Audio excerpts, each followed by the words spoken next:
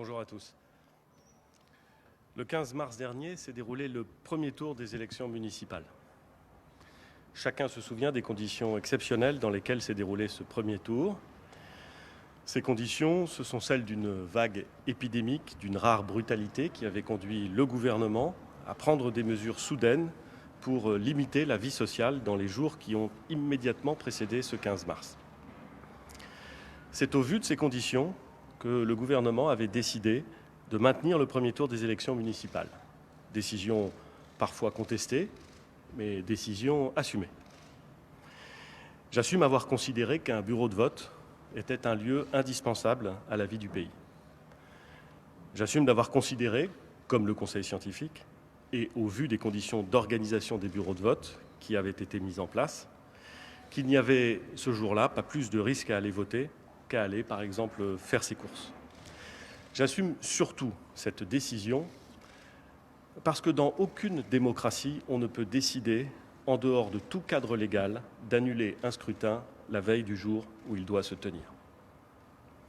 Le premier tour des élections municipales s'est donc tenu le 15 mars, avec un taux d'abstention significatif, mais dans des conditions rigoureuses de distanciation physique et d'hygiène. Et je tiens à en remercier tous les assesseurs et toutes les équipes municipales qui l'ont rendu possible.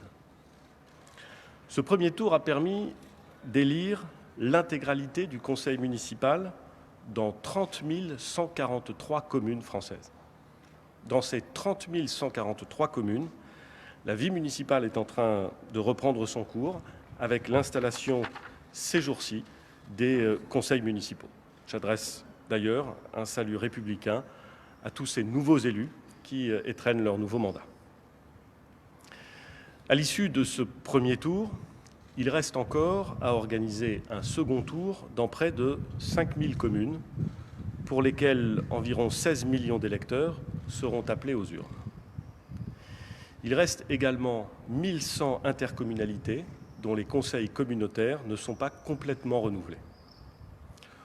Autant d'institutions qui jouent un rôle de premier plan dans la réponse à la crise et qui seront, le moment venu, aux avant-postes de la relance. Autant d'institutions, donc, qui ont besoin de travailler, d'investir et de se projeter dans la durée. Pas pour leur propre satisfaction ou pour leur propre plaisir, mais bien pour les Françaises et les Français qui ont besoin des institutions locales, qui ont besoin que celles-ci, que les maires à qui ils font confiance, puissent exercer dans de bonnes conditions leur éminente responsabilité. Pour déterminer les conditions dans lesquelles ce second tour allait se dérouler, nous avons respecté point par point la loi du 23 mars dernier. Cette loi prévoyait un calendrier et une méthode. D'abord, un avis du Conseil scientifique sur les questions de santé entourant le scrutin. Ensuite, un rapport que le gouvernement devait adresser au Parlement au plus tard le 23 mai. J'ai rendu public mardi dernier l'avis du Conseil scientifique. Chacun a pu en prendre connaissance. Pour ma part, j'en retiens 4 éléments.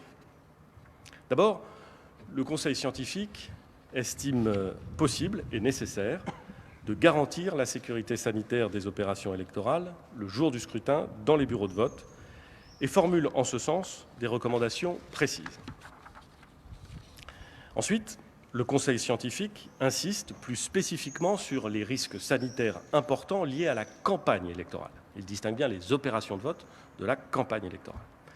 Et il indique la nécessité, si des élections sont organisées, d'en modifier profondément l'organisation. Troisièmement, le Conseil scientifique souligne que, d'un point de vue statistique, la tenue d'un seul tour, plutôt que de deux, est de nature à réduire les risques sanitaires, sachant que nous serions obligés d'organiser 2 tours de scrutin si nous repoussions le vote au-delà de l'été. Enfin, le Conseil scientifique appelle à réévaluer la situation épidémiologique dans les semaines qui précéderont la date du scrutin. Avant de prendre la décision que nous avons traduite dans le rapport que le gouvernement vient d'envoyer au président des 2 assemblées, j'ai souhaité consulter l'ensemble des forces politiques du pays. Je veux remercier chacune d'entre elles qui a participé à l'échange de mercredi soir à Matignon. Cet échange s'est déroulé dans un esprit de franchise et de responsabilité qui fait honneur à notre démocratie. Autour de la table, la question difficile de savoir si le second tour des élections municipales devait avoir lieu en juin ou non n'a pas fait consensus. Les arguments s'opposent, ils sont tous puissants et éminemment respectables. Certains ont souligné qu'une élection avec une campagne rendue délicate, compte tenu des restrictions sanitaires, poserait des problèmes de sincérité du scrutin et qu'il serait plus clair de reprendre les choses à zéro plus tard. D'autres, pour leur part, ont souligné la nécessité où nous sommes, et pour un long moment sans doute, de vivre avec le virus et donc de faire vivre notre démocratie avec ce virus et malgré ce virus. La faire vivre et pas la mettre entre parenthèses. Ils ont souligné enfin le rôle clé que les communes et les intercommunalités devraient jouer dans la relance, dans la reprise de l'investissement public, et ont conclu à la nécessité de leur donner rapidement des exécutifs pour ce faire. Les mêmes ont souligné les incertitudes qui s'attacheraient à un nouveau report. Qui peut dire que la situation de l'épidémie sera significativement meilleure en septembre, en janvier, plutôt qu'en juin? Tous, qu'ils soient favorables ou non à la tenue d'élections en juin, ont rappelé la nécessaire attention, l'indispensable attention à la sécurité sanitaire. Il appartient donc désormais au gouvernement de prendre et d'assumer seul sa décision. La question est complexe, elle suscitera des désaccords, mais la clé pour le gouvernement réside dans la cohérence de ses décisions. La semaine prochaine, nous présenterons au Président de la République la deuxième phase du plan de déconfinement que nous avons voulu, dès l'origine, prudent, progressif et réversible. Pour que, aussi sûrement que possible, la vie économique, la vie sociale, la vie démocratique, la vie privée même, puissent reprendre leurs droits face au virus. Après avoir pesé le pour et le contre, nous pensons que la vie démocratique, elle aussi, doit reprendre tous ses droits. C'est pourquoi, le 27 mai prochain, nous présenterons au Président de la République un décret qui appellera les électeurs à se rendre aux urnes pour le second tour des élections municipales le 28 juin prochain. Les électeurs de Nouvelle-Calédonie et de Polynésie française seront également convoqués à cette même date pour le second tour des élections municipales. Ce ne sera pas un second tour comme avant, si j'ose dire.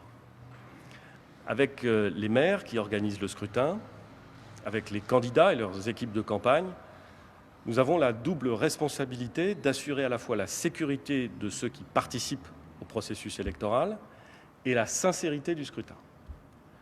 Comme nous l'avions déjà fait pour le premier tour, le ministre de l'Intérieur va engager, dès la semaine prochaine, la concertation avec les maires de France pour organiser en toute sûreté les opérations électorales proprement dites, en suivant précisément les recommandations du Conseil scientifique. Le ministre de l'Intérieur va également poursuivre la concertation avec les organisations politiques pour adapter la campagne à la situation sanitaire. La sincérité du scrutin, donc le bon déroulement de la campagne, sont des conditions sine qua non au bon fonctionnement d'une démocratie. Si cette concertation fait apparaître qu'il est nécessaire de faire évoluer telle ou telle disposition réglementaire, nous pourrons le faire. Je pense notamment à l'assouplissement des règles relatives aux procurations. Cohérence encore, comme toutes les décisions prises dans le cadre du déconfinement, celle de tenir le second tour des élections le 28 juin prochain est réversible. Nous aurons donc, comme le recommande d'ailleurs le Conseil scientifique, et comme toutes les forces politiques l'ont souligné, une clause de revoyure. Elle interviendra sans doute dans 2 semaines. En effet, dans l'hypothèse où ce second tour ne pourrait pas avoir lieu, il faudrait garder le temps nécessaire à l'examen par le Parlement du cadre légal qui permettrait d'organiser un nouveau report des élections municipales. C'est la raison pour laquelle, et j'ai conscience d'entrer dans des considérations très juridiques, c'est la raison pour laquelle sera également présenté en quelque sorte à titre conservatoire, le 27 mai prochain au Conseil des ministres, un projet de loi qui permettrait le report des municipales au plus tard jusqu'en janvier 2021, dans l'hypothèse où le Conseil scientifique nous dirait dans 2 semaines que les conditions sanitaires ne seraient plus réunies pour le 28 juin. Voilà le choix que présente aujourd'hui le gouvernement. C'est le choix de la cohérence, c'est un choix exigeant et dont nous allons suivre jour après jour jusqu'au 28 juin la mise en œuvre. Je sais pouvoir compter sur les maires et sur leurs équipes pour nous aider à l'organiser dans de très bonnes conditions. Et je sais pouvoir compter sur l'engagement de nos concitoyens et de nos concitoyennes à participer à ce moment démocratique essentiel que constitue l'élection des équipes municipales. Je vais à présent laisser la parole au ministre de l'Intérieur pour qu'il présente les enjeux de la concertation avec les maires et avec les organisations politiques pour qu'ensemble, nous réussissions ce rendez-vous démocratique. Monsieur le ministre. Merci, Monsieur le Premier ministre. Mesdames et Messieurs, la décision du Premier ministre marque une étape forte dans la reprise du cours normal de notre vie démocratique. Assurer la protection de toutes celles et tous ceux qui font vivre notre démocratie, voilà notre impératif. Et ce second tour nous impose donc collectivement un civisme, une vigilance et une discipline particulière. La campagne électorale ne doit pas devenir un facteur de circulation du virus. Il conviendra donc de faire campagne différemment. Différemment dans le respect systématique des gestes barrières et de l'ensemble des préconisations du Conseil scientifique. Différemment en prenant toutes les précautions nécessaires lors des contacts entre les candidats, leurs équipes et les électeurs. Je pense à la distanciation physique, bien sûr, mais aussi au port du masque quand cela est nécessaire. Différemment, enfin, parce qu'il sera utile de privilégier les campagnes numériques et les interventions et débats dans les médias. Nous pourrons aussi réfléchir, par exemple, à des professions de foi plus détaillées, plus longues. Évidemment, nous le savons, il s'agit de changements importants dans nos habitudes de citoyens. Nous allons travailler, comme le Premier ministre vient de le rappeler, avec les associations d'élus et les partis politiques dès la semaine prochaine. Mais je veux souligner que, contrairement au cours normal d'un second tour d'élection municipale, où les candidats ne disposent que de 5 jours de campagne, et où il est bien rare qu'il y ait plus d'une réunion publique qui soit organisée, les candidats et leur équipe auront cette fois-ci quasiment 1 mois devant eux. 1 mois qui leur permettra de convaincre les électeurs, de faire valoir leur programme et leurs convictions tout en adaptant leur méthode. À travers la France, les candidates et candidats aspirent à la confiance des Français dans cette mission si importante, si sensible, d'être maire. J'ai confiance dans leur esprit de responsabilité, dans celui de leur équipe, et nous comptons sur eux. Concernant les opérations de vote, notre devoir est d'assurer la pleine sécurité sanitaire des électeurs comme de toutes celles et tous ceux qui tiendront les bureaux de vote, présidents, assesseurs, employés municipaux et scrutateurs. Tout d'abord, pour permettre à chacun le libre accès au vote, nous allons, comme au premier tour, tout faire pour faciliter les modalités de recueil des procurations. Il s'agit d'une organisation adaptée, par exemple, pour les résidents des EHPAD. Il s'agit de permettre aux personnes les plus vulnérables de demander la venue d'un officier de police judiciaire à leur domicile pour établir une procuration. Nous veillerons à simplifier au maximum du cadre légal le processus. Le jour du scrutin, dans les bureaux de vote, toutes les mesures nécessaires seront prises pour assurer la sécurité sanitaire de tous. Les gestes barrières et de distanciation physique devront être respectés, le cas échéant, en réaménageant les bureaux de vote ou, de façon plus simple, par un marquage au sol.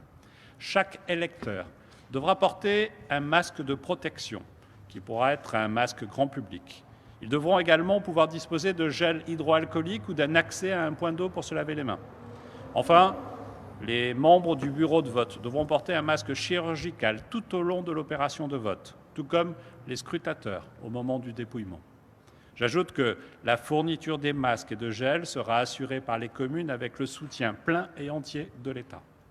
Par ailleurs, nous aurons l'occasion de le rappeler, mais les électeurs seront invités à utiliser leur stylo personnel lors de l'émargement et à présenter et manipuler eux-mêmes leurs pièces d'identité.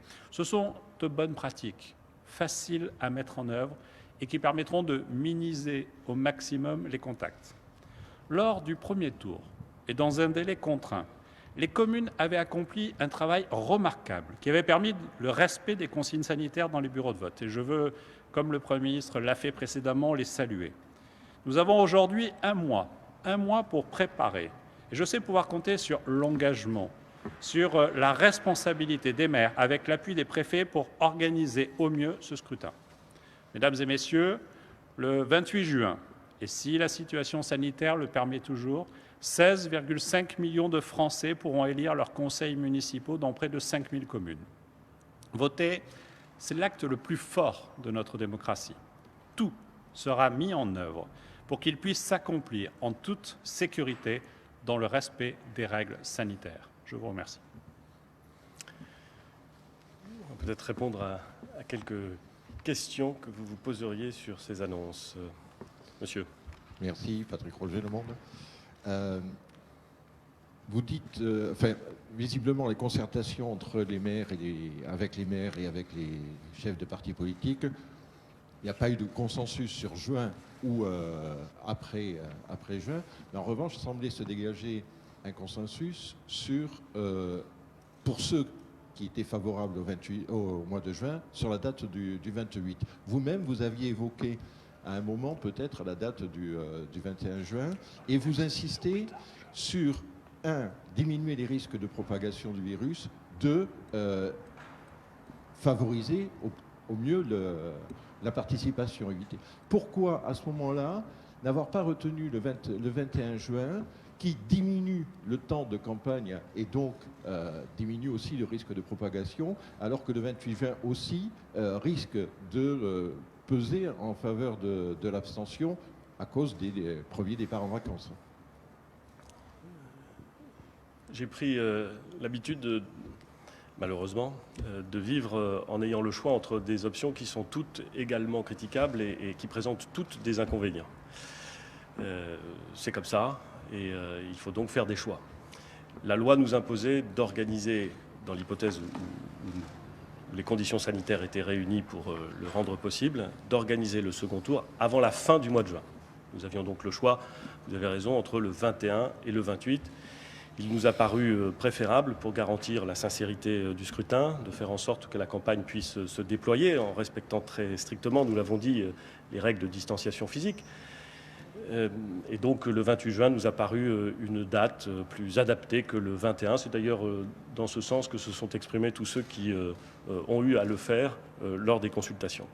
Et je veux indiquer, en complément de ce qui a été évoqué par le ministre de l'Intérieur, le fait que les forces politiques, encore une fois, ont des avis divergents sur l'opportunité de tenir ou la possibilité de tenir ces élections en juin, mais qu'elles se sont toutes exprimées clairement, responsablement, que les associations d'élus également se sont exprimées et ont toutes indiqué qu'il leur paraissait préférable d'organiser, si évidemment les conditions sanitaires le permettaient, les élections avant la fin du mois de juin.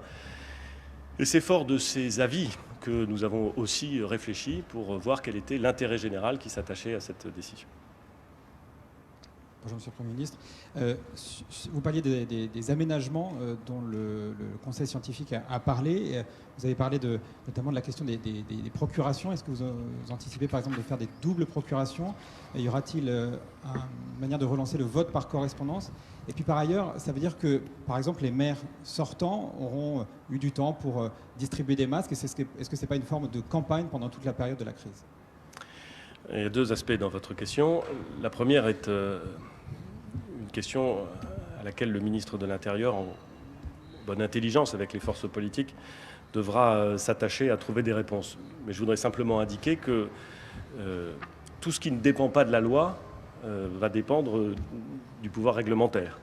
Et tout ce que nous pourrons faire dans le cadre du pouvoir réglementaire pour faciliter le recueil des procurations et l'utilisation des procurations, nous le ferons. Évidemment, je ne peux pas, et le ministre de l'Intérieur non plus, à lui tout seul modifier la loi. Il faudra donc qu'il y ait une discussion avec les assemblées pour, le cas échéant, aller plus loin s'il fallait faciliter encore l'usage des procurations. Donc nous sommes disposés à faire tout ce qui est en notre pouvoir pour, là encore, permettre dans toute la mesure du possible, le fait que nos concitoyens puissent exprimer leur vote. C'est quand même la moindre des choses dans une démocratie. Il faut donc faire en sorte qu'en dépit des restrictions sanitaires, on puisse le faire dans de bonnes conditions. Votre deuxième question porte sur la distinction entre les élus sortants, les maires en place, et les candidats qui, au fond, veulent devenir maires. Mon expérience en la matière me laisse à penser que cette question est systématiquement posée, parce que les maires sortants, parce que ceux qui veulent sortir les maires sortants trouvent toujours que les maires sortants sont un peu plus avantagés qu'eux, parce qu'ils sont dans les dispositions. Le code électoral prévoit, et c'est tant mieux, des règles qui sont strictes et qui s'appliquent à tout le monde, de façon à veiller à ne pas renforcer cet avantage politiquement incontestable du sortant sur celui qui veut entrer. Mais l'expérience montre aussi qu'il arrive qu'on sorte des sortants. Pour compléter, Monsieur le Premier ministre, notre volonté est d'aller le plus loin possible pour faciliter les procurations. Mais aller le plus loin possible avec cette double garantie, d'abord celle du respect de la loi, mais celle aussi de la qualité et de la sincérité des actes que nous mettrions en place et qui pourraient prêter derrière à des contestations. Je prends par exemple l'idée de la dématérialisation de la démarche de procuration. Celle-ci se heurte à un problème de droit qui est celle de l'établissement de l'identité de l'électeur. Le fait que l'on puisse constater à la fois l'identité et la volonté de l'électeur. Donc nous sommes prêts à y travailler, mais il nous faut des garanties qu'aujourd'hui l'identité numérique ne nous permet pas d'obtenir et ne nous permettra pas d'obtenir d'ici le 20 juin. Vous avez posé la question du vote par correspondance. Là aussi, aujourd'hui, nous sommes tenus par un cadre légal. Mais je voudrais rappeler que le vote par correspondance a été supprimé en 1975 parce qu'il prêtait à manipulation, parce que certains usages avaient pu être pratiqués dans certaines communes où, après l'arrivée du vote par procuration, certains pouvaient modifier les bulletins. Et donc c'est pour des raisons de sécurité et de sincérité du vote qu'a été mis en place le vote par procuration qui est vérifié par un officier de police judiciaire. Mais je vous le redis, nous sommes prêts à développer au maximum, en lien avec les associations d'élus, en lien avec les partis politiques et avec l'intervention et la mobilisation des forces de sécurité intérieure du ministère de l'Intérieur, la faisabilité de nous déplacer, de nous rendre sur place dans les établissements d'accueil collectif, par exemple, de désigner des correspondants qui, sous l'autorité d'un officier de police judiciaire, pourront préparer les procurations, par exemple. Nous sommes totalement ouverts sur ces sujets, dans le respect de la loi et dans la garantie de la sincérité des opérations de vote. Voilà, une dernière question peut-être ? Bonjour, Bastien Auger, TF1 LCI. Sur la campagne, est-ce qu'il est possible de savoir combien de temps durera la campagne officielle ?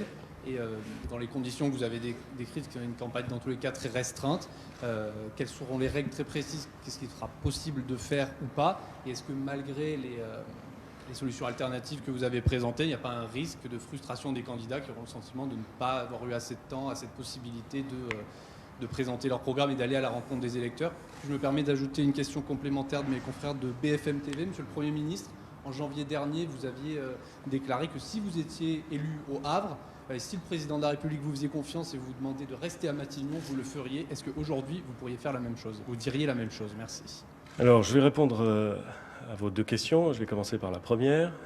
La première tient à la campagne. Une campagne de deuxième tour aux élections municipales, comme l'a très justement dit Monsieur le ministre de l'Intérieur, ça dure au maximum 5 jours.